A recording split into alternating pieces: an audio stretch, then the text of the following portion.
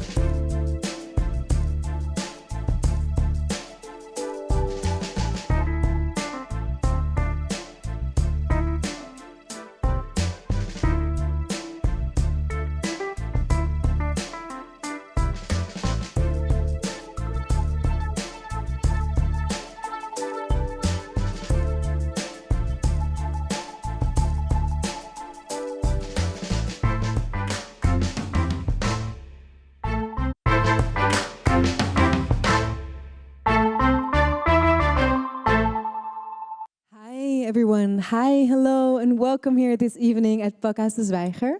I have the pleasure of welcoming you on behalf of Pakhuis de Zwijger and Oxfam Novib to this program, Green Gold, from climate colonialism to a new world economy. And this program is a part of a series of 3 called Takers, Not Makers, made in co-production with SOMO and Stichting RLS and the Black Archives. Has anyone been to any of the previous episodes? 1 person. Great. 2. Great. Welcome here. You're super welcome. I'm happy we're here together. How are you doing today? Cold?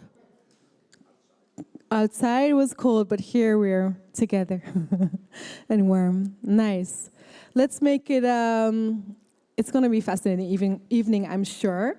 My name is Lindsay Beda, and I am your moderator for tonight, and I really look forward to the conversation. I think it's one of the most crucial conversations we could be having, we could be spending our Wednesday evening on. And as you might know, this 3-part series stems from an annual publication by Oxfam on global inequality. It's released during the World Economic Forum in Davos. And this year it focused on how the inequalities and the power imbalances in the world economy that we keep seeing that reproduce itself over and over again are both deeply rooted in colonialism, and at the same time, today, we still have a very colonial or neo-colonial global economy. And in the previous events, we focused on the Netherlands first, economic inequalities in the Netherlands, and then on the history of decolonial movements. And tonight, as the COP30 negotiations are ongoing and unfolding, we're going to ask the question of how can we address those very persistent colonial features in the climate crisis, both in how the crisis itself is unfolding and the solutions we are seeing proposed to it. And before we dive in, a little housekeeping note where Pakhuis here, you can just walk in. It's an independent stage, free programming, and we'd love to keep it that way. We think it's very important. And to support that, you can become a friend of Pakhuis de Zwijger. Then you can think along about the programming and keep it free and accessible for everyone. So you can scan the QR code if you want to be our friend. Yeah, so before I start introducing my wonderful speakers that I'll go into conversation with tonight, with all of you as well. I would love for you yourselves to get your brains crackling and to start thinking about what we're going to talk about tonight. So what I want to ask you is to find a person next to you or behind you and have a short conversation about two things, actually. What do you think is one good solution to the climate crisis that would actually benefit all countries, like all parts of the world? And what do you think is an absolutely horrible solution that we should not be spending any more time on? So what do you think is a good solution to the climate crisis that actually benefits a lot of people in the world? And what do you think is a really bad idea? So just going to give you a few minutes to find a person and have a conversation.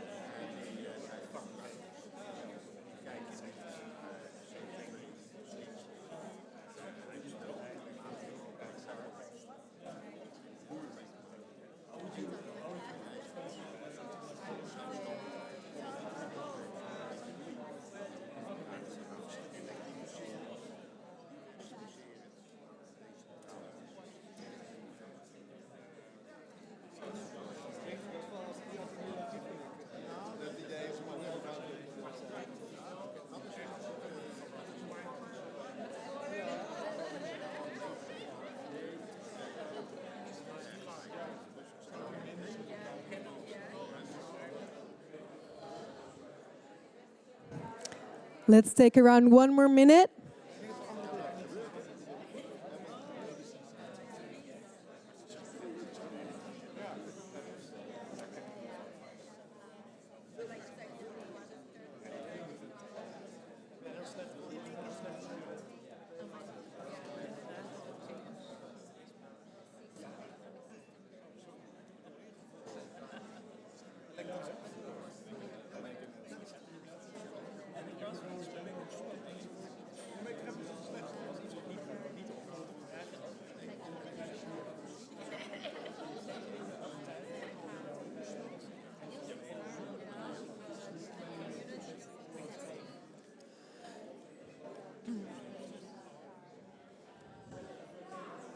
All right, let's bring the conversation back.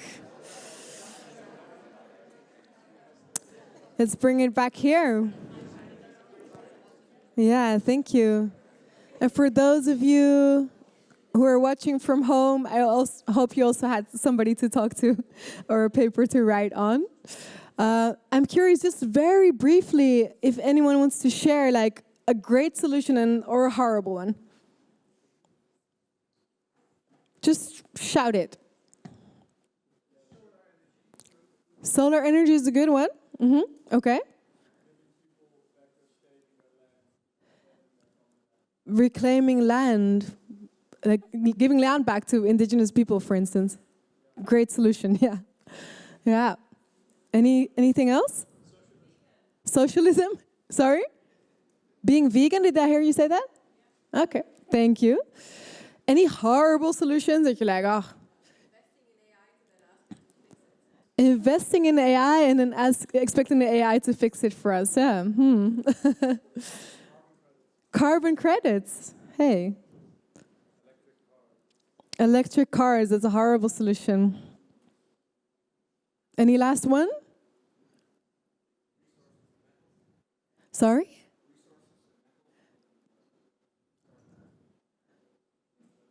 So extracting scarce metals from the majority world to use for our electric cars, right? Yeah. Okay, well, thank you. Thanks for those little openings. A lot of these are going to come back in the conversation, I'm sure. I would love to introduce my guests for tonight. And please give them a warm welcome so that they feel that you're here.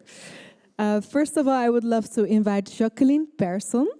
Jacqueline is a climate expert working for Oxfam Novib, specializing in climate policy and advocacy. And alongside her policy work, she also co-authored several of the Oxfam reports that explore the links between climate change and inequality. So, Jacques, please join us. Yeah, thank you. Hi, I'm so glad you're here. I'm just going to call everyone on stage and then we're all together. So the next guest I would love to welcome is Chihiro Geuzebroek. Chihiro is a Bolivian-Dutch artist, climate activist, organizer, co-founder of Adales. And Chihiro's work is rooted in decolonial environmental justice, which she expresses through many different forms, artistic and community-led and otherwise. So Chihiro, warm welcome.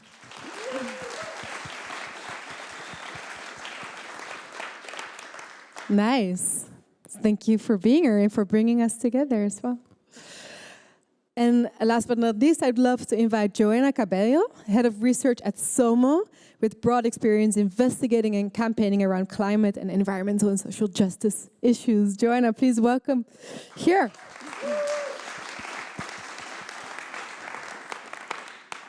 Do we fit? Or you can also sit there, whatever you like, yeah.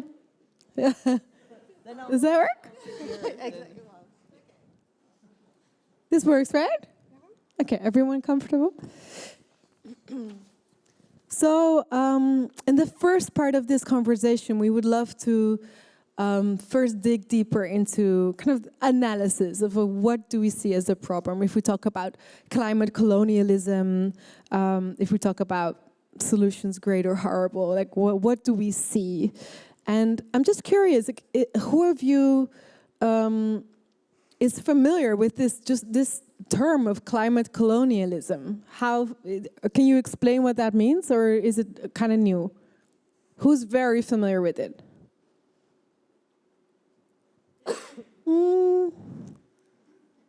Max, yeah. Okay, that's good to know.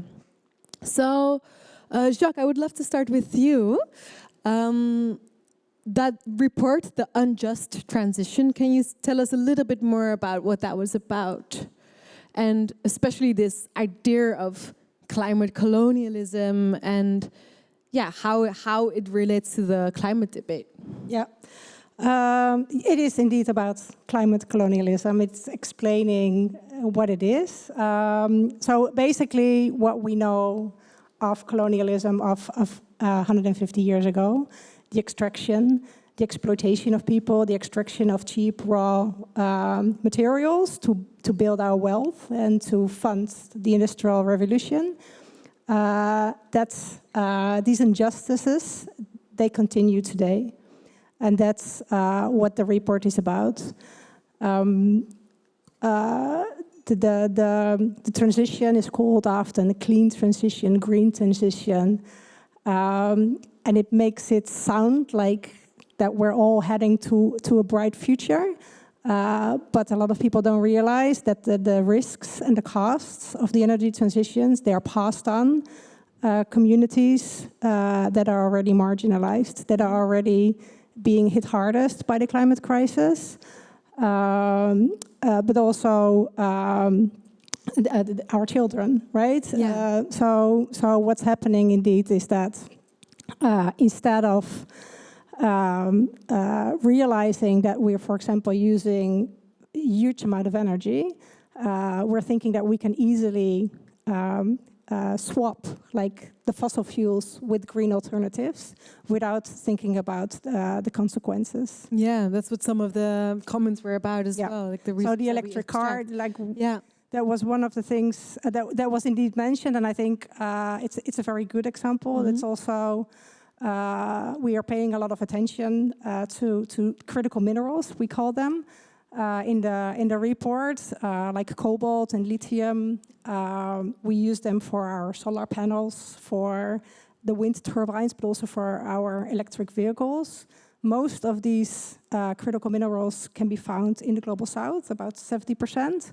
but they cause a lot of damage. They cause a lot of human exploitation, precarious working situations in mines. Yeah. But also, what a lot of people don't know is that, for example, Congo owns about 70% of the global cobalt in the world, but they earn only 14%, 1/4 of the global value. They own 70. They have 70% of cobalt in the world. They have in the grounds. In their grounds? In their country, 70% of cobalt, but the value that remains, that stays in the country, is 14%. The rest flows. So where does the rest go? They go to the rich companies in the global north. Yeah, exactly. Do you have some more examples just to bring it to life for us, like, or maybe also examples like this electric car? Yeah, we kind of get the gist. Like, yeah, we're driving our fancy, clean cars, but yeah, there's so many places in the world that suffer because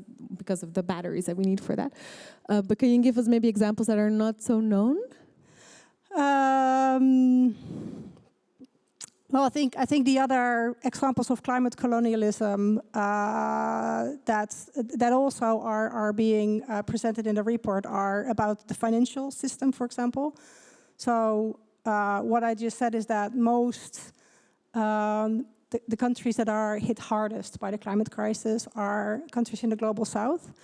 And that's also because the losses that they are confronted with are not only huge, but they're also huge. The costs are huge in terms of their GDP, of their revenues. So that's also the reason why the world has agreed that they would, or the rich countries have agreed that they would deliver climate finance to global south countries to pay for their loss and damage. To pay for their capacity to adapt to climate change, and to pay for their transition to low carbon economies. Rich countries have agreed on that because low-income countries in the global south, they have done nothing to cause this crisis. They're not the ones who created all the CO2 emissions. So that's the reason for climate finance. But the fact is that the current climate finance, and that's another report that we recently published, shows that for every $5 that the rich countries are delivering in climate finance, they have to pay back $7, including interest. So this is also like an example. In what form do they pay those $7? In interest. Interest on the debt. Yeah. Can you just tell it like it is, Jacques? Why does it persist? Why is this colonialism still in the world, according to you? Well, I think there's a lot of reasons. There's like, I think it is baked in our system. So it's baked in our financial system. Our financial system is designed in that way. Our trade system is also designed in that way. I think one of the reasons is the power we give to companies to influence our policies. I think one of the examples that's like crazy still when you think about it, like the investor-state dispute settlements, that's investors that, or let's say, governments that try implement policies to protect their people, they can face lawsuits because investors will fear that they will earn less profits, and they can bring that government to court. Mexico is facing 55 of these lawsuits today for implementing policies that are protecting the planet, that are protecting people, and they're sued by companies because they cannot make their profits. I think that's a very clear example of the world that we're living in. Yeah. Clear and painful. Clear and painful. Yeah, definitely. Thank you. Joanna, I would love to bring you into the conversation as well. You're familiar with what Jacques is explaining to us. Someone does a lot of research on these topics, and especially companies, of course, the role of companies that you're explaining. But I would love to talk more about, since it's, you know, in the context of COP as well, this idea of the false solutions that we see being proposed, also by the Green, by the left, by the progressive leaders. Do you have any concrete examples of solutions, policies, practices that actually don't serve us at all? Yes, thank you. I was thinking on how to encompass so many things that could be under what is false solutions. And I guess that to link it to the climate colonialism framework, I would say that the talks, the 30 years negotiations are talking about carbon or are focusing on carbon because carbon is a very convenient abstraction. When we talk about carbon, we don't talk about fossil fuels or fossil fuels extraction or fossil fuel power. When we talk about carbon, we don't talk about the violence that is fossil fuel extraction and the whole supply chain and the industries that depend on these fossil fuels imply on territories and peoples that have been oppressed for, colonization times. And when we talk about carbon, we don't have to think about the economic system and the things that has to change, especially in countries like this. So, which is uncomfortable because, it means really changes for everybody, but especially systemic. But why are we talking then about carbon so much and so insistently in the climate talks? Because of climate colonialism, because we don't want to change, or the powerful people, or the elite and the corporate players that are dominating the talks since the beginning, because the founding documents of the UN were negotiated by corporate powers, and they were having access to all the negotiations since the start, therefore having a grounding pathway to how corporations would be always allowed to the negotiation tables, and not only allowed, but prioritized. And we see that very much in the COP in Brazil right now. We have seen in the news how indigenous peoples have been forced out of the negotiations while corporations are giving the red carpet to come into the negotiations. It is extremely clear whose voices are being prioritized. That is, for me, a visual representation of what climate colonialism means in reality. But it translates into very tangible policies that have very tangible impacts. So, of course, when I talk carbon, I am referring to the classic carbon market that I'm sure you all have heard about. We all have heard about offsetting our flights, or carbon neutral coffee, or carbon neutral vacations is everywhere. It's almost impossible to avoid when you live in Western countries or in the global north. And that is also climate colonialism, because it is ingrained in our narrative so much that we cannot even think about a climate policy that is outside of this framework. It is kind of colonizing our heads. Our minds. Yeah, because I also think or maybe we all have some unlearning to do here, because, in what we've been taught, less carbon is good for everyone, right? Isn't that so? Can you explain, super simply, why this focus on carbon is actually a colonialist thing? Sure. So the idea of focusing on carbon is about accounting molecules, basically, which sounds very surreal, but it is how it is the basis of all the climate politics. And because it is something that we cannot trade as a thing, it is up for manipulations from the beginning. So the classic way to explain it is when we do it on land-based projects, so forests or monoculture plantations or soils, agricultural land, and they account the carbon that is supposed to be stored there or protected and is not released to the atmosphere. This is translated into carbon credits that then are being sold to polluters, mostly in the global north, so that they can continue polluting with the excuse that they are compensated that pollution somewhere else. That concept is extremely colonial from the beginning of understanding that who is going to save or absorb the pollution of the elite and the powerful corporate polluters are most of the times the communities that are the least responsible for the climate crisis. Why are these projects not targeting the drivers of the pollution or the drivers of deforestation? Because it's not designed to change the system. They are targeting those communities because it's the easiest way to implement a project, to change certain practices, to bring communities into a different way of knowledge, and to sign contracts.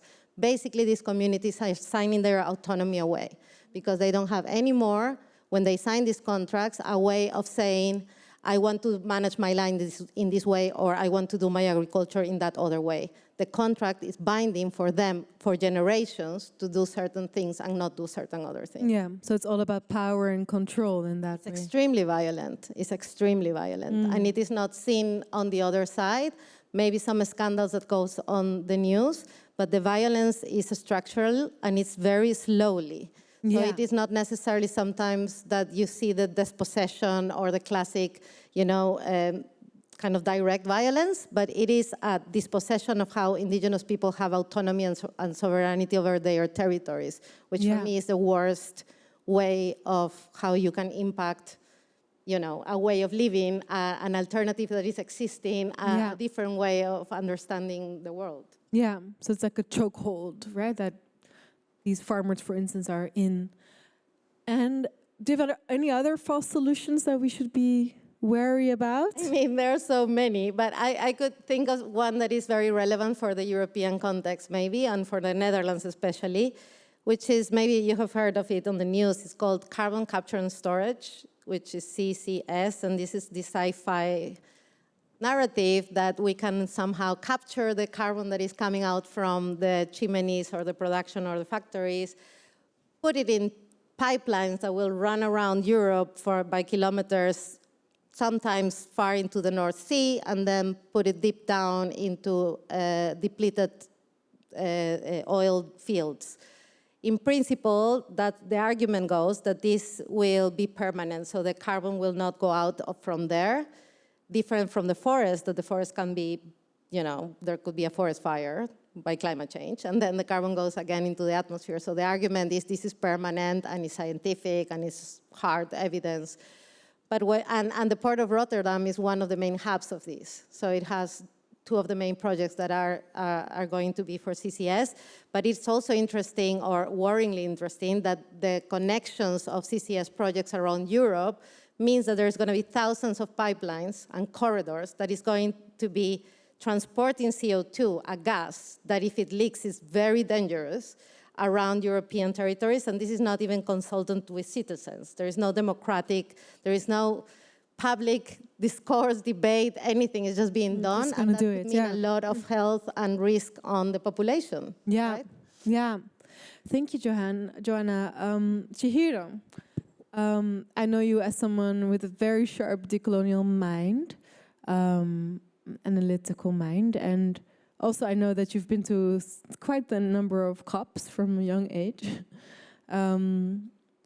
So through your ears, like what are you hearing us say here? Like what's the essence here? Well, I think it's more of an add-on. I think we agree on a bunch of things. I think the thing that I would bring to the table first is, like, how did we get here? How did we get into a climate crisis? And I would like to bring to the front there militarization. Fossil fuels has given Europe a particular edge to extract, to take. So when coal became industrial, there was a particular fossil nationalism that coal is almost an Englishman. So in 1840, they conquered Beirut because with the wind, sometimes nature works for you and sometimes it doesn't. And in war, that manipulation of fossil fuel energy actually gives you the edge. And so that was the first step. In 1911, we had the first bombardment from the air by Italy. Italy did the first bombing from air. And again, war gave Europe edge to conquer more, to possess more. If we look at Shell or Unilever, those are all colonial companies In the case of Shell, they extracted the oil from Indonesia. In the case of Unilever, they first came into palm plantations that they got from Congo. And we still have them today as these big companies because they got free land. How do you get free land? Because of military moving in and killing people and taking the land, taking by force. And so before there was a disruption in the atmosphere is usually where we start the story with climate, like CO2, the particles, carbon. But before disruption of the atmosphere, there was disruption of the biosphere. So climate was always a colonial story. Only now we see things coming full circle. And we see that in Europe, they're using climate deals or Green New Deals to actually create new laws for critical raw materials for defense industry, again, for more militarism. When we know that militarism actually drives twice as much pollution as international flight. But if I'm an activist and I go with an activist collective and I make an action in Schiphol, then people will recognize that as a climate action. But if I'm an activist and I go to Thales or Fokker or like a military location and I do an action, then people don't recognize it as a climate action.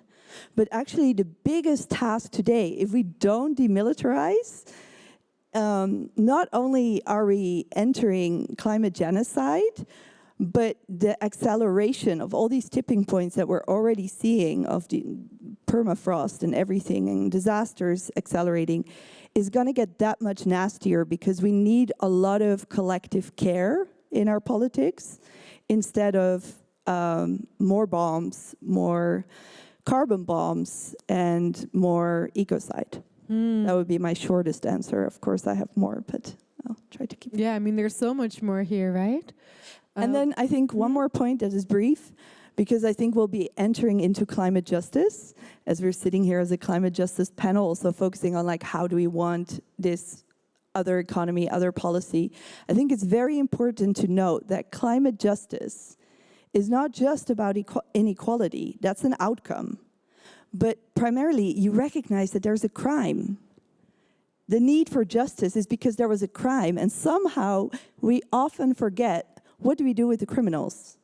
Because at climate summits, these criminals, like they're more, 1 in 15 people are lobby of fossil fuel. They're bigger delegations of fossil fuel lobby than entire delegations of countries that are trying to figure out which session next. So what to do with the criminals is an essential question when we talk about climate justice. It's not just about inequality. It's about naming the crimes and actually addressing the crimes. Yeah, yeah, thank you for that. And one aspect I also definitely don't want to skip is, and I know you focus a lot on the rights and position of indigenous communities. And I mean, I would love to hear in your words more of the impact of this extractivist climate colonialism on indigenous communities in the majority world, or here. Yes, so thank you for asking that. I've been working on that, well, I've been an activist for 16 years, and it really started from solidarity with indigenous people and also recognizing my own ancestral roots. I'm a mixed person, Bolivian Dutch with Quechua ancestry. So a first thing to note is that these climate summits, they're run by nation states.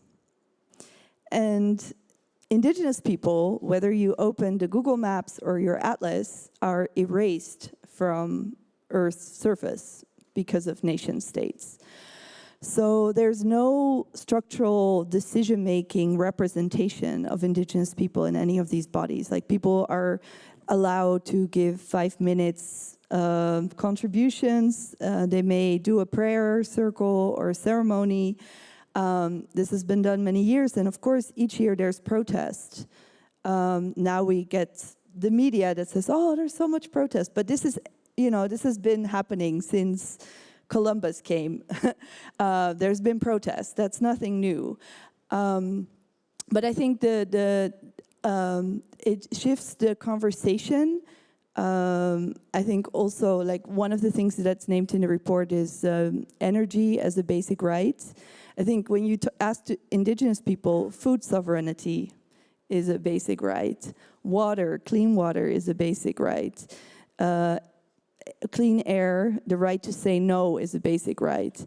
And to get rid of markets or capitalist markets, shrinking is a basic right.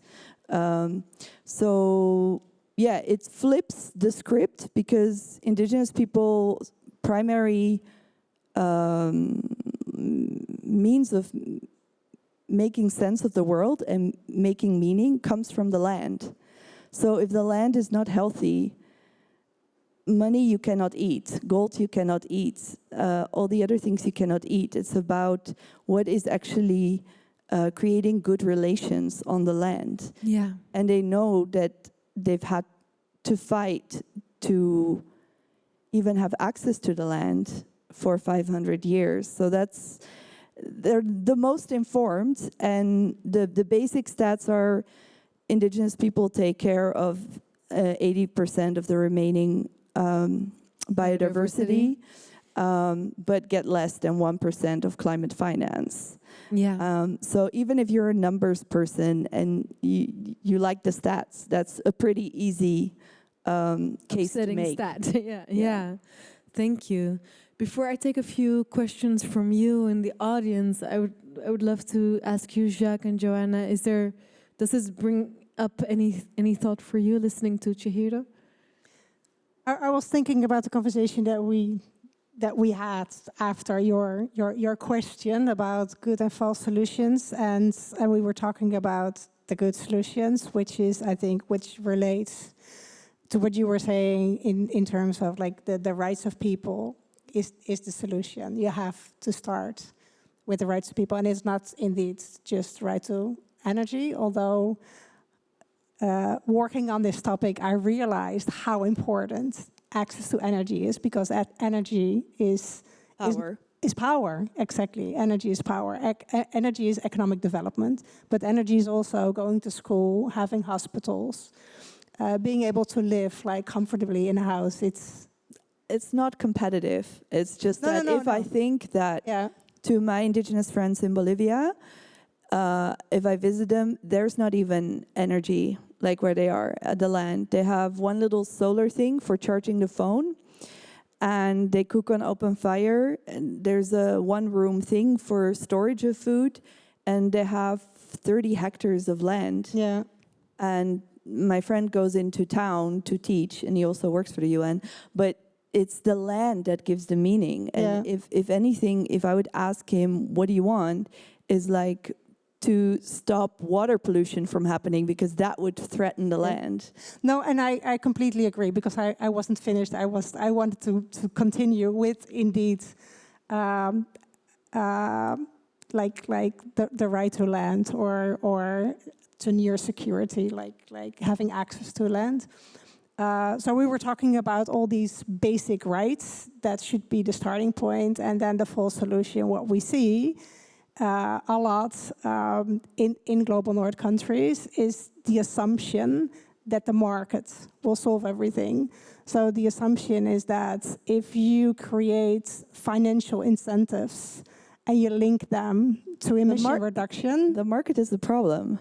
Because the market is based on growth, and what grows? It's private property. I think that's what I'm getting at. I think if you think that the market will solve it, that automatically by pricing pollution, companies will innovate or compete for green technologies or invest in cleaner technologies, then you forget that will cause a lot of harm and a lot of right abuses, because there's a lot of companies who don't really care about that, and there's also good companies who don't have access to money and who don't have access to green technologies. So this whole notion of the market that will solve everything is creating huge inequalities and huge human rights abuses affecting all these rights. Joanna agreeing over there. Do you want to have anything to add? I think something to add, it was just coming to my head, a memory. I accompany communities for 10 years that confront offset projects in the South. And one thing that strikes my mind always is how in so many different indigenous languages, the word carbon, even nature, compensation, these things are always used in the English or the Spanish or the colonial language of the region, because the conception of that doesn't even exist. And that's where, when we talk about colonialism, it goes into just different layers of what is oppression. It goes into how you strip away a way of understanding a life, and you are imposing another way of understanding your territory and your sovereignty and your interaction and relations with that. Yeah. So it's part of, for me, what entering the climate capitalism, how it enters communities is that. Yeah, thank you. We don't have a word for nature. We call it the web of life, or the animate everything, or there's so many different words. I wrote an article about it, kunnen we dit N-woord begraven? There's a lot of examples of different indigenous... N-word as in nature. Yeah. I wonder what the discussions at the COP would be like if there would be no forbidden words, nature, carbon, compensation. What would happen? And forbidden participants, no companies, Yeah. few lobbyists. That would be amazing. That would be amazing. All right, I would love to take a few questions if we have any. Yes. Are there any questions in the room? Concerns? Is it all so clear and impressive? One question here. Well, the question is a dilemma. My name is Philippe, and the dilemma is the environmental movement in the Netherlands has been very much favoring windmills as an alternative energy source. Added, of course, with energy reduction by using less materials, being etc., etc. But let's take the case of windmills, because they are important for producing alternative energy. Still, it also uses raw materials from the south that are needed. So how do you look at that dilemma? What is your opinion about that? That is a big dilemma, I think, because you're right. There's a lot of critical materials, and there's also a lot of other, like aluminium, steel, going into windmills. I was having a conversation with some people that are working in the industry, and the question there was like, how circular are the wind turbines? And we know there's no circularity there at this stage, or to a very limited extent. I think they're like they exist for 20 years, 15 years right now, and then they have to be, they go basically in landfills because there's no circular practice for it yet. So I think, there should be more ambition to create more circularity in the renewables. That's for sure. But also, I mean, what we were talking about, it's also really questioning the amount of energy that we use in the Netherlands. It's also a question about what kind of sectors we want to keep in the Netherlands that we see a future for. I think we've benefited from cheap gas from Groningen for years, and the situation is different. And I read somewhere at some point, I thought it was interesting, somebody said, like, we've also said goodbye to child labor at some point. Like, there were obviously at that point also probably people who were saying, like, but we cannot abolish child labor because the products that we will make will become too expensive, like you cannot imagine. But and right now we say, like, we cannot cut our energy demands because we need X, Y, Z. But I think we need to have that conversation. Yeah, thank you, Jacques. Any brief additions? Yes, I would add also that it's not only the critical minerals, but there is also the use of, for example, balsa wood that is coming from the Amazon. The border between Ecuador and Peru has been massively deforested for this specific wood that is used for windmills. But it's very hidden and it's not being talked about, even though there has been like really a lot of protest in that area. So it is interesting when we see the whole supply chain and which corporations are taking their chances of this not being so known. So the focus is on the minerals, which is a very important thing, but there is also more to be talked about. But the main question for me is energy for whom? Who is controlling that energy, and that energy is for whom? Because that's the discussion that we need to have. Because what we're having now is an add-on. So we're not reducing fossil fuels, and we're adding on renewable energy, which means we are needing more or consuming more energy. So what we need to do is, yes, renewable energy, but for whom? Not for producing the same things, not for increasing production and consumption, but actually for reducing fossil fuels, for phasing them out in a responsible way, so that we can start talking about the circularity of renewable energy and other ways. Yeah, thank you. Chihiro? I think I'm quite critical of the windmill situation. I've been with friends in Mexico, that indigenous people of Juchitán. It's in the south. There's a lot of wind. So industry decided for them that, they're the sacrifice zone. There's really thousands of windmills there. They've had a lot of problem. They lost a lot of farmland, which is the least of a problem, because the moment that other people decide to do it with your land, there's militarization as well, and there's death threats and all sorts of things also for windmills. I think a good source here is Alexander Dunlap. He's done quite some writing around both windmills and I think also other renewable energies. I think that the real crux is that in politics, they've just been starting to talk for such a long time about climate neutral, and nobody really defined what that means. But it usually just means that we get to go on overshooting and just compensate somewhere with a magic trick that isn't actually ecologically feasible. So I think that we're now already in a crash. I'm not like saying we're heading for a crash. We're like in a crash, in an ecological collapse. We don't feel it as much here yet. The supermarkets are still there. We have our access to food. But the moment that the energy turns off, I think we've already seen with COVID how fast a whole society can change overnight.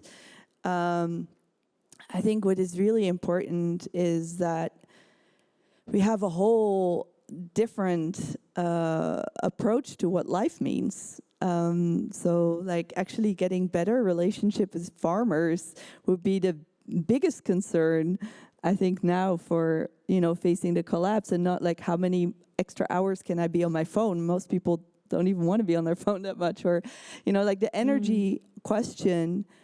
In Netherlands, we've reduced from 400,000 farmers to 50,000 farmers in like 60 years.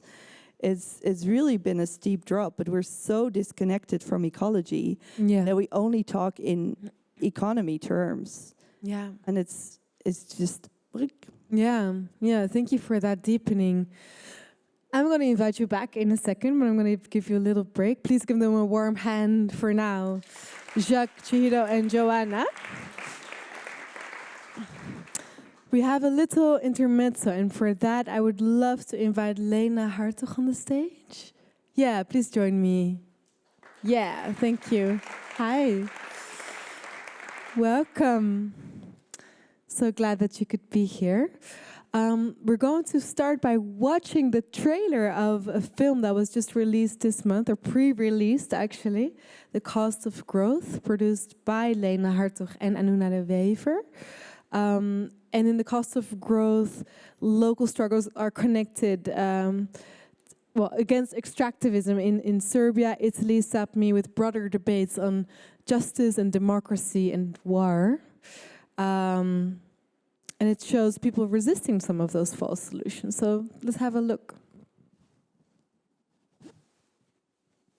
We're making a documentary about our journeys as climate activists and the wider search also of the climate movement. And what is your analysis about the current state of the climate crisis and the political reaction to it? Has anything happened? Have things improved? Where are we standing now? And you can really take the time.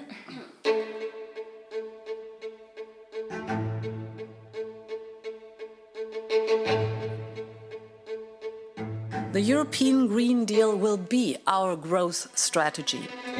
We are basically begging institutions to do their work. This is forbidden to them. What can we expect from them when they're proposing to open a mine? In one day, we shut down the factory, but they have decided it years and years before. They use this loophole to start building turbines on Sami grazing areas. This is a huge land grab. You might as well bomb our islands instead of making us suffer only to witness our slow and fateful demise.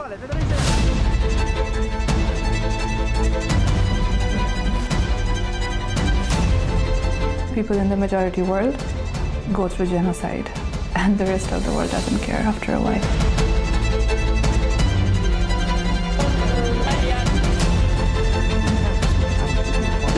Who are we growing this economy for? And what is the cost for humanity?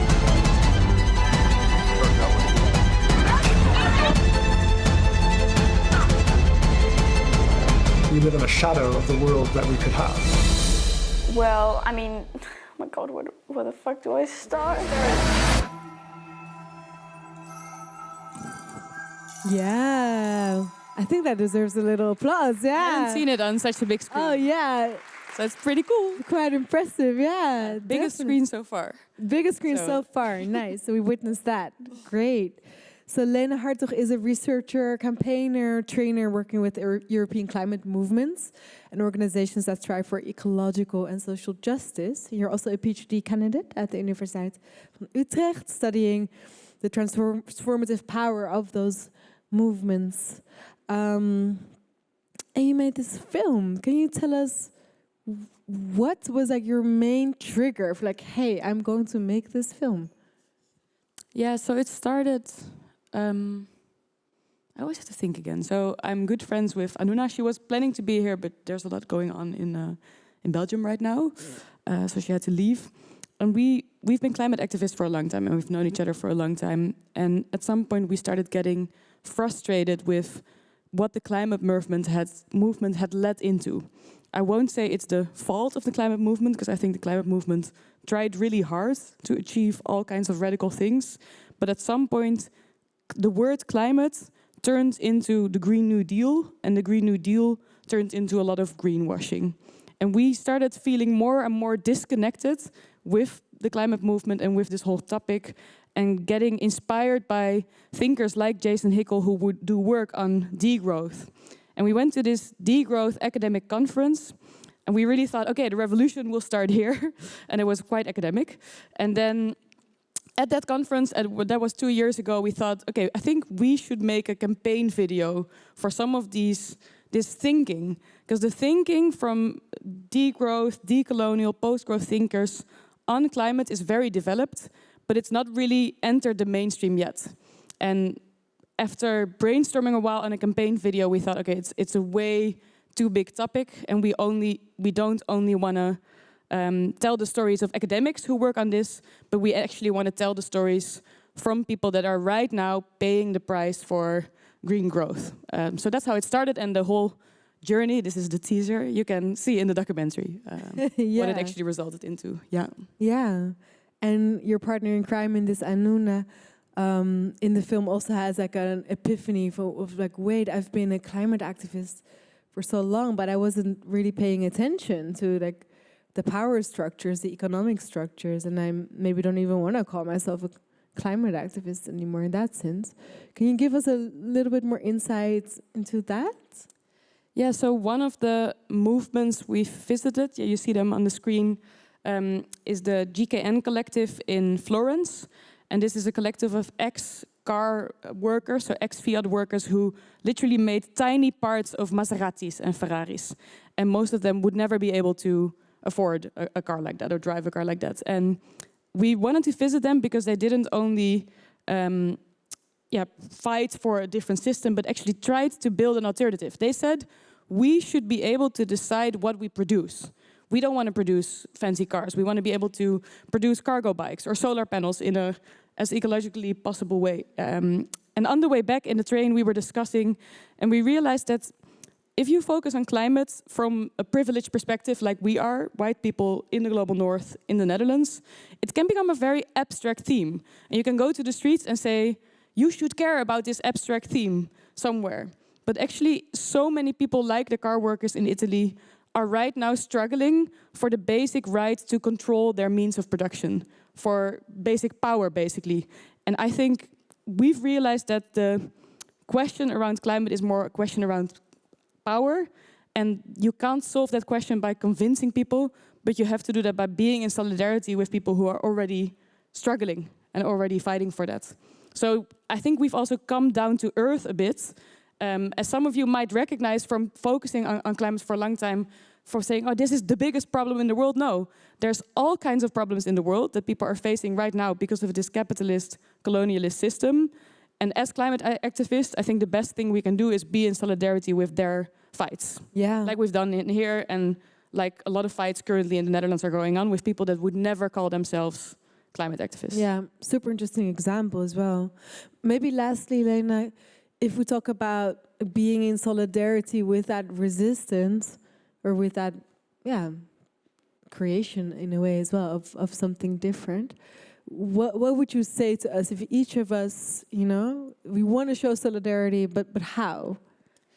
Yeah, I think one thing I've learned from also working closely with Anuna and talking to these different movements much more on the outskirts of Europe is actually what Chihiro has been talking about tonight.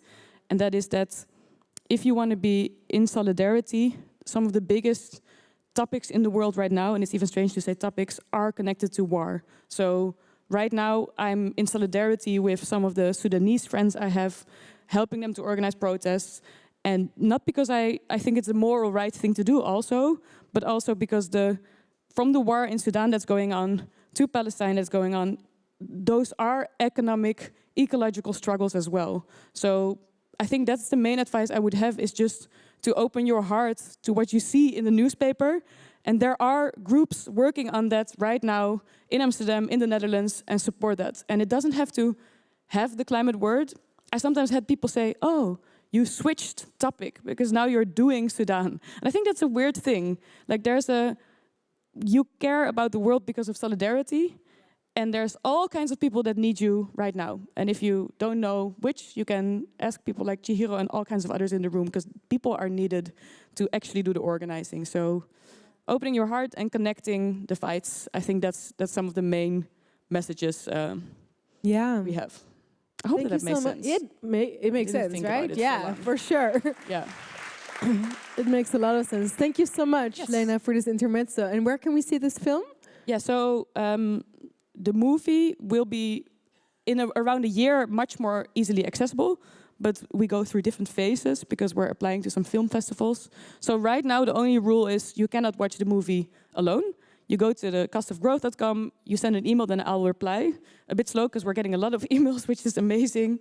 And then if you have a group, it can be 5 people or 10 people. You watch it together, and then we really hope that you also have the conversations you want to have with the people around you. So if you're that one tiny radical person inside a big institution, do email us, because we love spreading the stories inside the movie. Sounds good. Let's do it. Yeah. Thank you so much, Lena. All right. I would love to have Jacqueline, Joanna, and Chihiro back with me.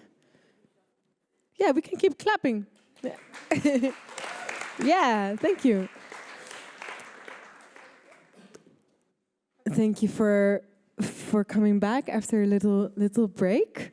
We have the 3 of you here, but we also have an extra panelist that we're so excited about. Because Wafa Misra is joining us directly from the COP in Brazil, COP30. Wafa is a materials chemist and environmental policy expert, serving as a campaigns and policy officer at the Climate Action Network Africa, CAN Africa. Wafa's leading advocacy efforts aimed at driving meaningful policy reform and strengthening climate action across the continent. And Wafa is at COP right now, making time to talk to us. Thank you so much, Wafa. Can you hear us well? Hello. Hi, Wafa. Am I audible? Yes, we can hear you. Oh, that's great. Thank you so much. Yeah, we're so happy that you could take a moment to join us here. Thank you. Thank you. And I understand the internet at the COP venue isn't great, so we can only hear you and not see you. Is that right? Yeah, because sometimes, it starts breaking when I turn on the camera. Right. Yeah. Well, but we're super lucky to just have your voice with us. And Wafa, you are at COP, where activists, civil society organizations, indigenous groups have been pushing to get just transition themes on the agenda, on the negotiation table. Can you briefly sketch out for us what are these demands? What are you demanding? Yeah, thank you. Thank you so much for the questions, and thank you also for the invitation. And as you know, being at COP this year has sort of reinforced something that is very clear, which is a just transition is something that is essential. It is actually a political demand shaped by history, by inequalities, and the lived realities of the people on the front line. And I don't know if you were following what was happening here at the COP, especially the past week, where the indigenous people were fighting here to be inside the rooms to make their voices heard. And yeah, we saw the images. At least yeah, I did. so, I don't know if some of you did as well. Yeah, yeah, yeah, exactly. And this COP, despite being extremely complicated, actually on many levels, logistics, access, and even the weather, because it's very humid, very hot, and it's raining all the time. So we definitely tried to show once again how hard the civil society must fight to keep justice at the center of negotiation, especially activists coming from the global south countries. But let me start with the demands that you've mentioned, and we can here talk about the just transition, as I've mentioned, the reparations, debt cancellation, loss and damage, and all of it, because these are not just they're not very simple, but they are the pillars of what a just transition actually means for Africa and especially the global south. So probably when talking about reparations are actually about recognizing a historic and ongoing injustice. So if we talk about Africa as an example, we are responsible for less than 4% of the global emissions. And if we talk about the cumulative global emissions, it's Wafa, can I ask you to speak slightly slower? Then I think we can hear you a bit better. Oh, okay. Sorry. Can you hear me now? Yes. Oh, okay. So I was just I've started mentioning reparations and what they mean. Reparations, yeah. Mm-hmm. Yeah, what they mean for us as Africans, and it's literally recognizing the historic and ongoing injustice, because as Africans, we are responsible for less than 4% of global emissions and only 0.5% from a cumulative perspective. Yet we are suffering some of the most severe climate impacts, which are droughts, floods, food insecurity, and not to talk about the displacement of people. So reparations mean acknowledging this injustice. It means ensuring compensation for loss and damage and the historical exploitation, especially when it comes to critical minerals, and also creating pathways for climate-proof development. There is also what we call debt cancellation, because we're pushing for it this year, especially because looking at the debt situation of the African countries, we can't actually talk about just transition, because many African governments, the country debts. yeah, exactly, because many African governments spend more on debt servicing than on health, education, or even climate resilience. We're talking about adaptation. How are we supposed to adapt to the consequences of climate change if we don't have the finance that is needed to do so? Yeah. So debt cancellation is about allocating fiscal space for government to invest not only in adaptation, but also in renewable energy, social protection, and also the development that is actually sustainable. Yeah, thank you. So reparations and debts as two big topics. Are those the main topics for you as a network? There is also the BAM mechanism. BAM, which is the Belém Action Mechanism that we are pushing for. Mm-hmm. Yeah, Belém Action Mechanism, which is called the BAM. And we are pushing to have this mechanism under the Just Transition Working Program. Can you explain what the BAM entails? Like, what is it asking for? Yeah, sure. So the BAM is a proposed global mechanism that is designed to make the just transition centered around the people. And when I'm talking here about people, I'm talking about the communities, I'm talking about the workers, women, youth, and etc., everyone involved. And this mechanism actually does three things. The first thing is knowledge sharing. So it's going to be helping countries sharing experiences, lessons, and technical pathways. The second thing is the technology transfer, because the BAM will intend to support the scaling and transfer of technologies that are needed to do the just transition. And the third thing is to mobilize finance for the people-centered just transition that we are asking for. Because without finance, again, we can't do the just transition. It can't be just and it can't be fair. Yeah. Thank you, Wafa. And you already started by saying that my question is, like, are those demands being heard? But actually, you already started by saying that access to the table is definitely not granted easily. Can you say a little bit more about that? Yeah, that's true. But we have also to highlight that the actions here, the creativity of the civil society organizations is beyond expectations. I'll say that, yes, we are being heard, but we are not being acted on at the scale required. It's the implementation actually that is missing. Right. And there is also one thing that I would love to celebrate from last week on the Just Transition Work Program and on the BAM mechanism. It was adopted by the G77 plus China, which is representing more than 130 countries of the global South that have explicitly recognized the Belém Action Mechanism under the Just Transition Work Program, which is amazing. Yeah. Thank you so much, Wafa. That was very enlightening. You'll stay on the line for a bit, right? Yes, please. Okay, great. I'll be here. Nice.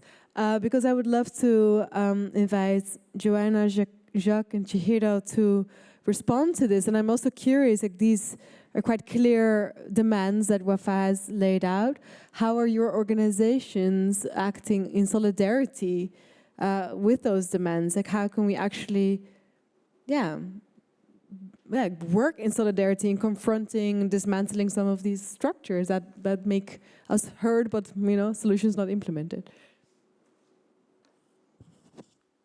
I can say something about the Belém Action Mechanism, another acronym, but I think indeed a very important one. Building on what we were just hearing from Lena about the importance of movements and civil society. I think it's, as I understood, wonderful that this initiative, which is about agreeing on the main principles on what a just energy transition is. Like, the European Union has its own ideas about what a just energy transition is. It's very different from what, for example, the G77, the African countries, what they consider a just energy transition. So this mechanism is meant to have agreements on what it means, including respect for the rights, for example, of indigenous communities. Their lands, you know it probably better, but what I understood is like 60% of the land of indigenous communities is threatened by industrial projects related to renewable energy. So it's such an injustice that these people cannot be at COP, while there are, 1,600 people from the fossil fuel industry over there. Yeah. Anyway, so the mechanism is important. And what I thought was good to say here as well is that it's been civil society and movements who've brought or who have put it on the agenda in June in Bonn, when there's always a pre-COP. They've said, like, we need this to be on the agenda in Brazil, and they succeeded. It's a huge success, and the hope is that it will actually be in the final text of the COP. And right. And I think what's the thing that she was saying about reparation and money, I think that's also a very important one, because what rich countries are often doing at COP is that they want to deliver, like they want to say, like, okay, let's do this, let's do that. And also, Global South countries also have to deliver. They also have to act.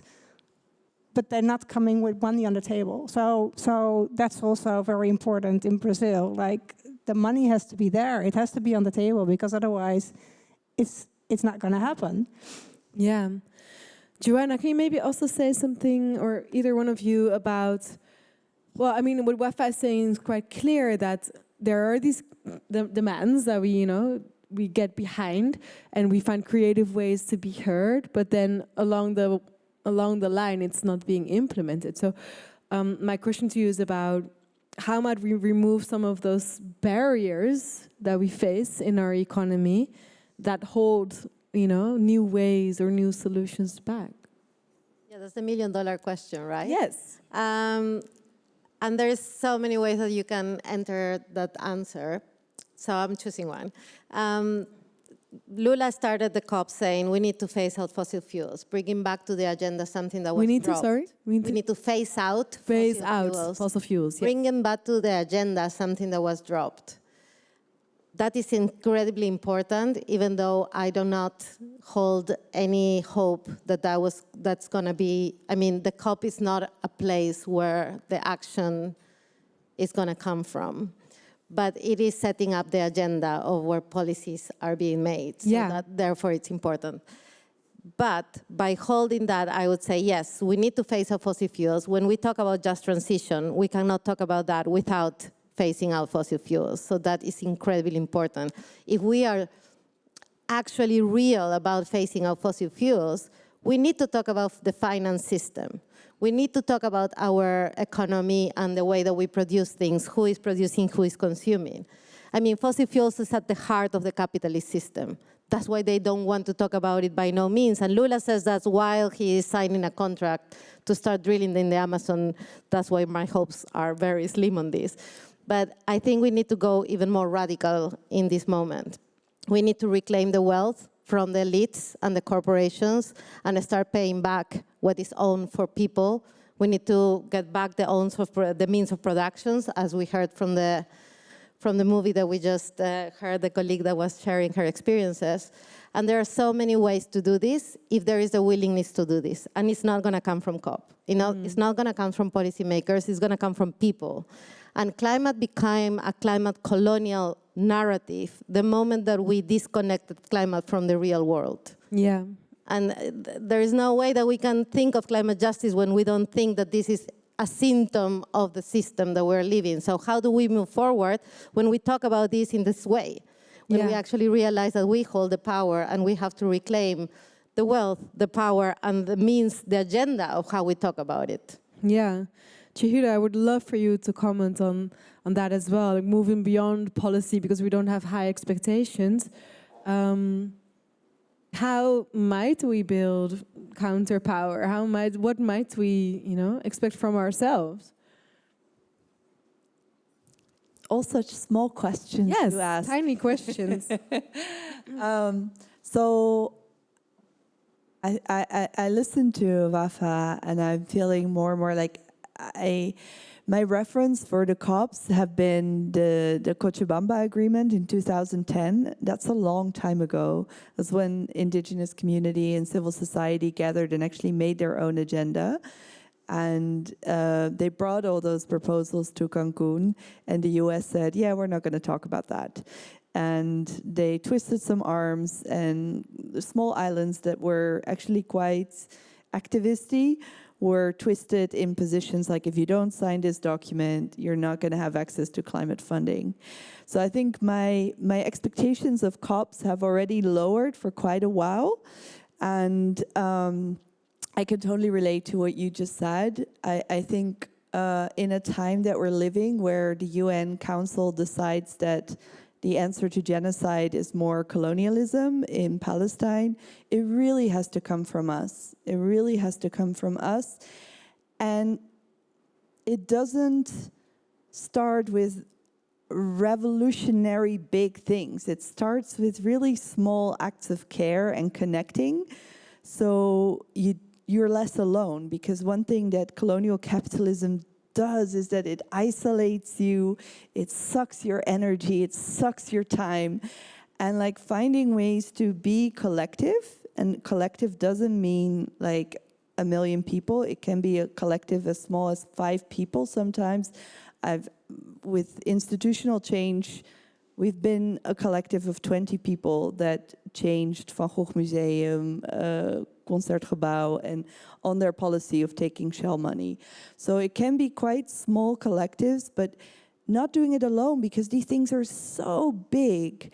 And like allowing to stay with the trouble where you live, whether that is addressing something at your work or addressing something in the places that you go to.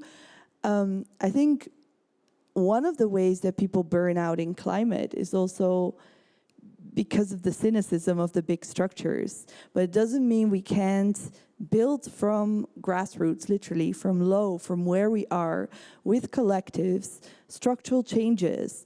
And that requires us trusting the power of collectives more, and not even identify ourselves as this individual unit that has to have the answers. Because I think as long as we think of ourselves as individuals, we're going to get so frustrated and feel so isolated. But my major call to action these last 4 years have really been about climate care. And often care gets kind of left out, but anything from, reparations is not just money. It already talked about transfer of technology, but as much it should be health care. Like if you're in a sacrifice zone and you get cancer because of pollution, what is a bag of money going to do for you? You need lifelong health care for free and access. Things that give dignity to life. So I'm a big advocate of collective care, climate care, and sometimes that looks like mutual aid in your activist collective, and sometimes that means actually fighting for policy around access to healthcare for all. Yeah, thank you for that beautiful elaboration. Wafa, can you still hear us? Wafa? Did we lose Wafa? Oh, sorry, I was muted. Oh, great. You're still here. Wonderful. I'm just curious, like if you were able to hear well what the other panelists were saying in response to you. I'm curious what really resonates with you, or if you have anything to add. Yeah, definitely. And just one more thing, actually, that I forgot to mention before giving you my comment is that this week, actually, specifically yesterday, the last set of the Just Transition Work Program was shared, and actually this was there was a call for a global roadmap for just transition to accelerate the transition away from fossil fuels. And guess what? Global roadmap for just transition, you said. Yeah, the roadmap for the just transition away from fossil fuels. And it was supported by 82 countries from Africa, Latin America, Asia, or Oceania, and also Europe. And this is showing a big shift in political will, because it's showing that at least there is something that we are agreeing on, to have at least a roadmap on how we can do the transition away from fossil fuels. Yeah. And of course, what does all this telling us is the COP is evolving. So the negotiations are changing, and also the implementation, that is very crucial, is becoming central, because we are done with empty promises, especially as people coming from global south.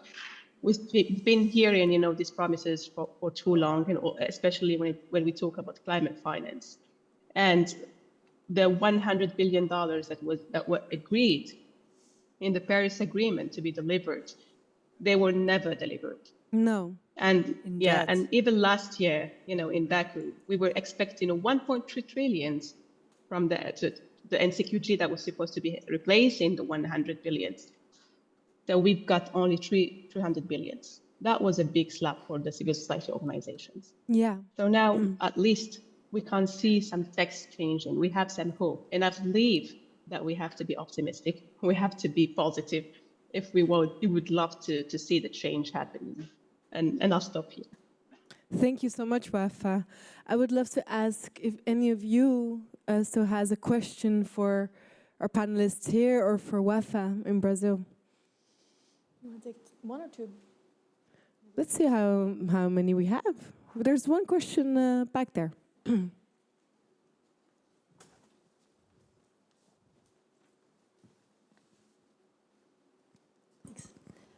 First of all, I really like to thank all the panelists. I think it's a really special crowd we have here, especially Chiro. I think it's so important to have an actual indigenous voice in these conversations that they're very often excluded from.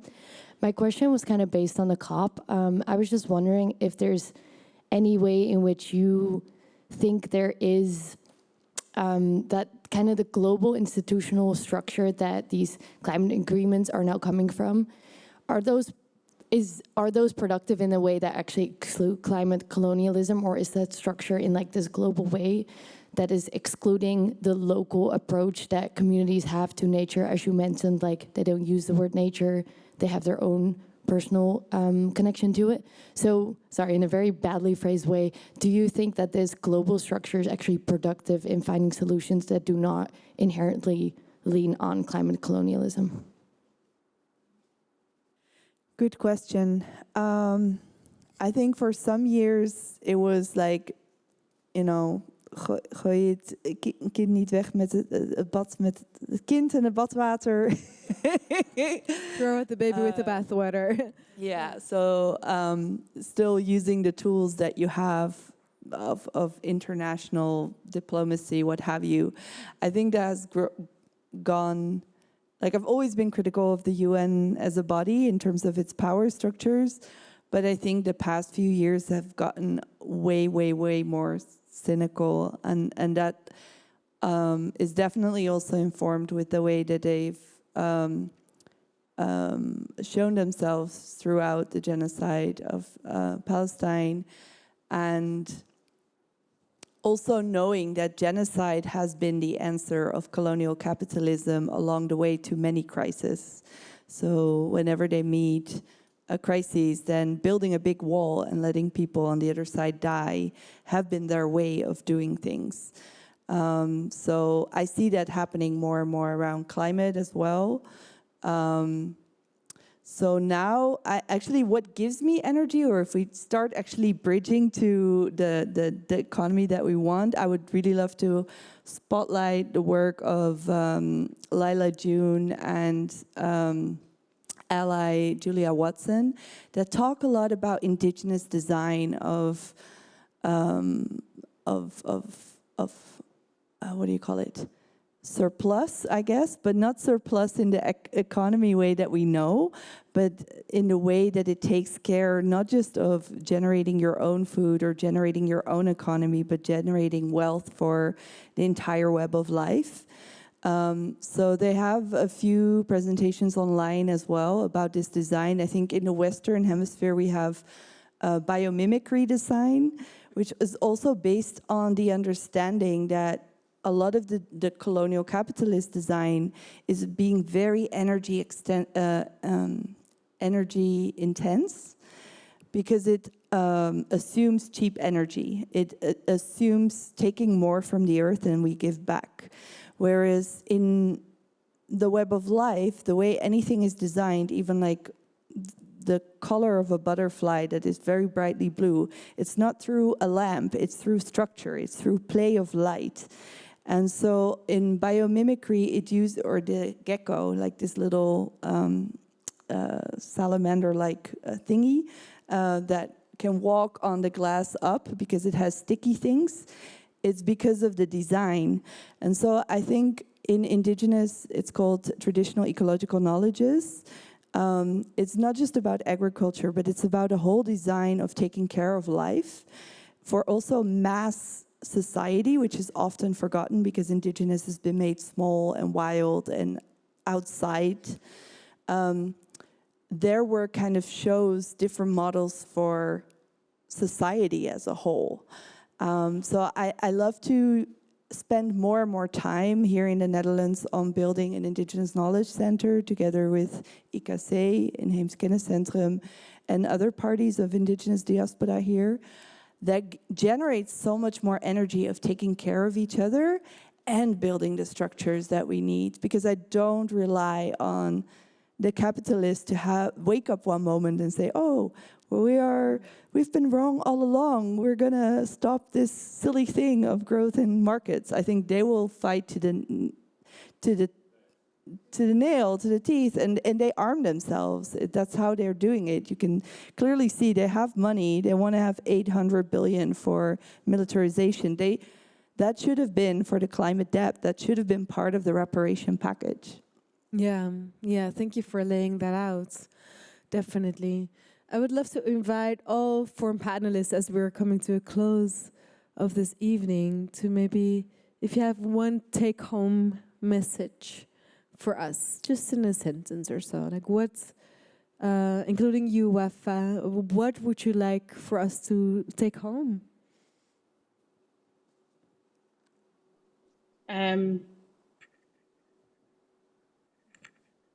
Should I go first? Yeah, please.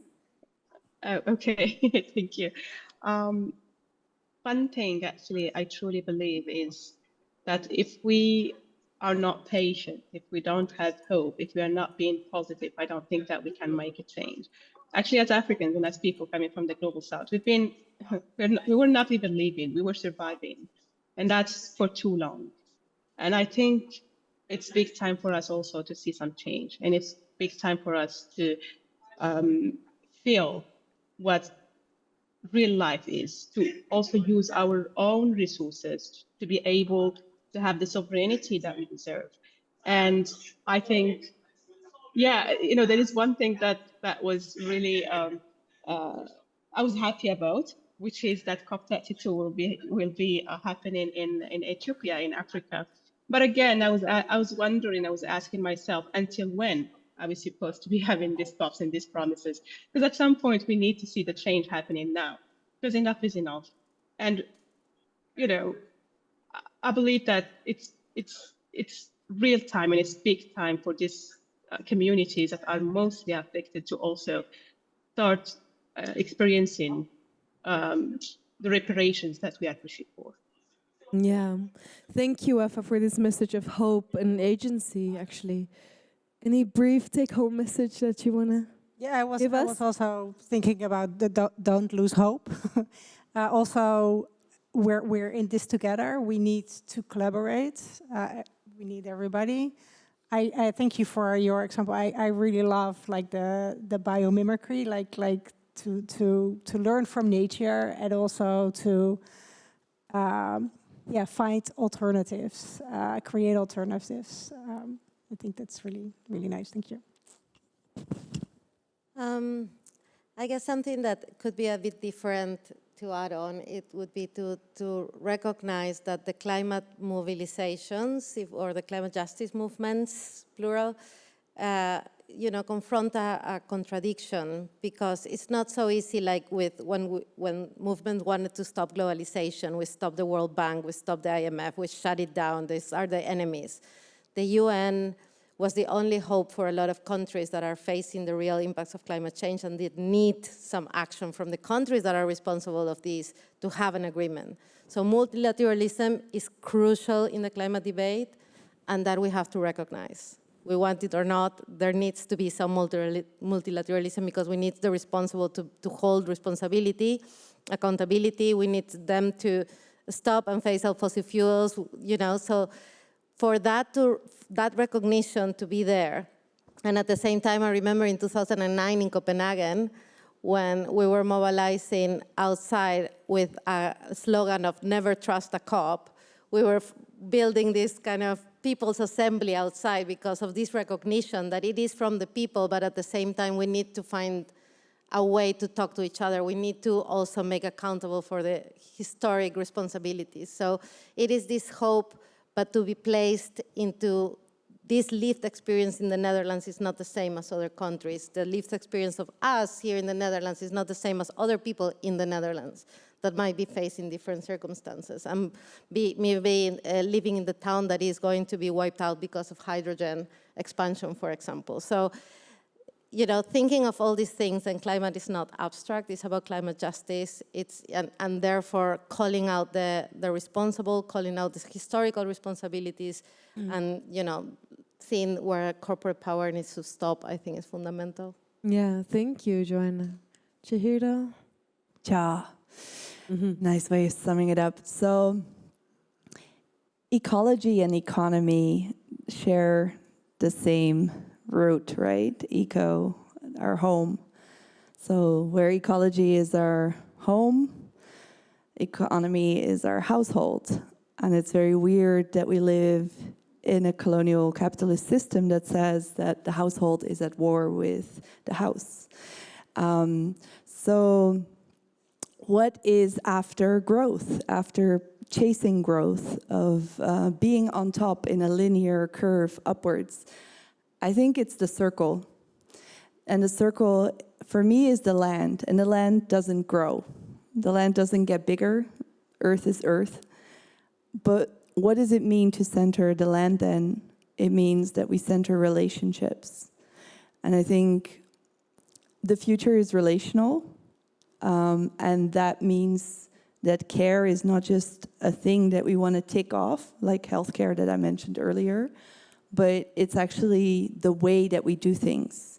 To be in good relations is really the essence that I come across in not just my own indigenous context of Quechua and Aymara people in Bolivia, but around the world where I encounter people, like being with all your relations and being in good relations is the point. So I have here two little zines that I would love to.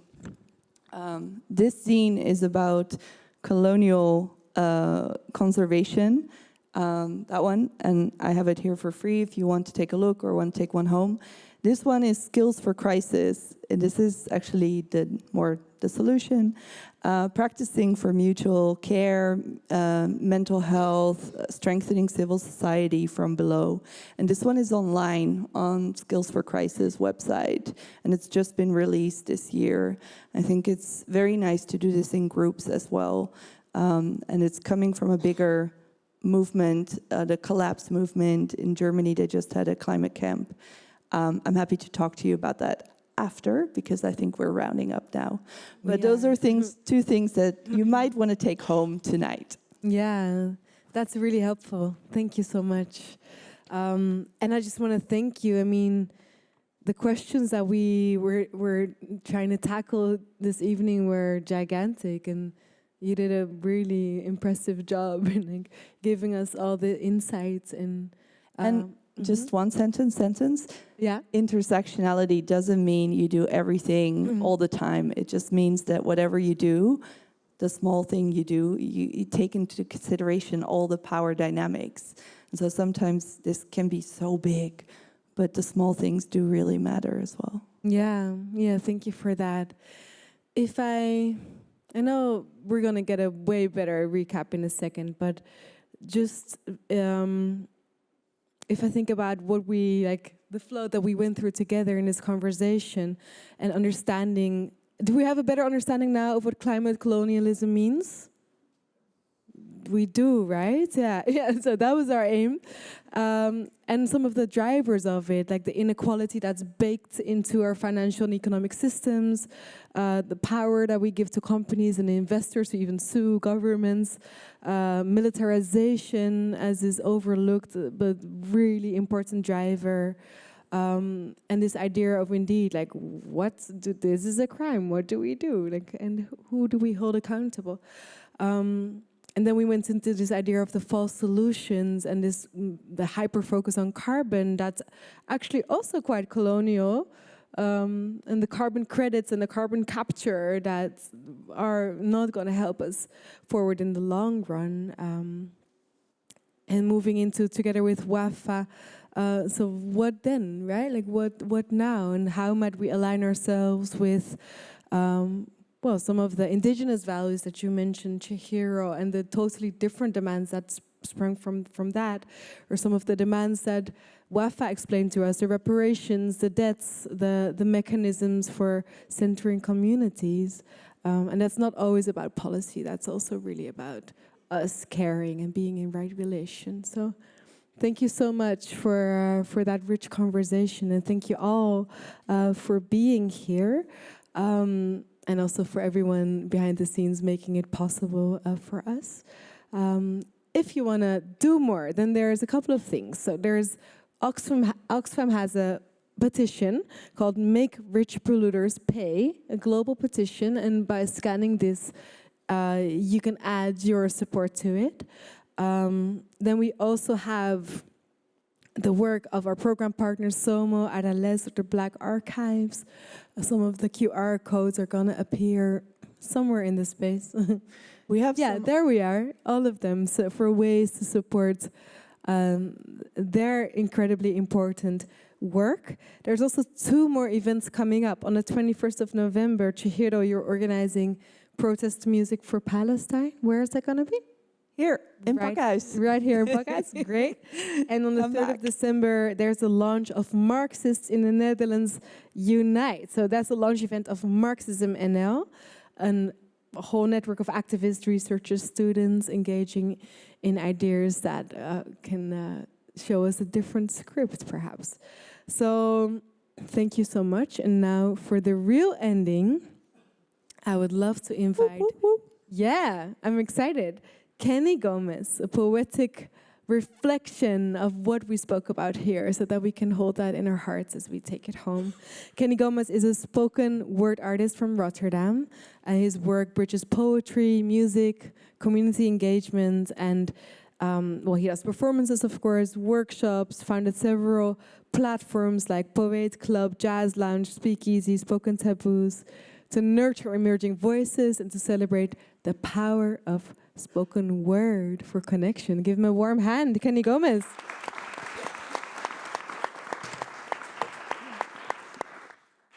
Well, thank you very much. Can I get a warm applause for the panelists and for our host?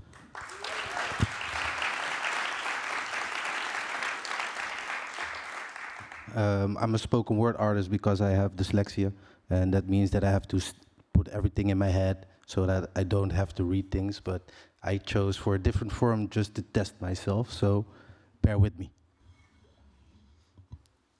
Good evening, everybody. I would like to start off with a few questions. Who represents the natives? Who represents the trees? Who represents those that look like me, that don't have the means to get their voices heard? And when we tally up the bill at the end of it all, why do the people and the land on the marginalized side of Earth pay the price? Why do these people have to die to line the pockets of company on this side? When I try to rack my brain on these things, only one thing pops up. Why? Why when gold is mentioned, do people have to leave, get beat, or have to die? I thought we were an enlightened species. But why do multinationals, why do multinationals have the power to sue countries that create policies to better their futures? And when the last tree is poisoned, land polluted, how do we survive as a human race? I guess if I have to believe those in power will know when it's too late. Or do we circle back to the land and get back to good relations with each other, nature, and more importantly, ourselves, taking the greed out of things and making the world great again? Yeah, I'm claiming this.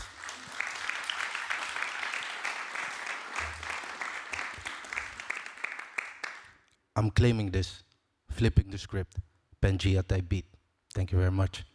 Thank you, Kenny Gomez. And with that, we've come to the end of our evening here. Thank you all so much. See you next time.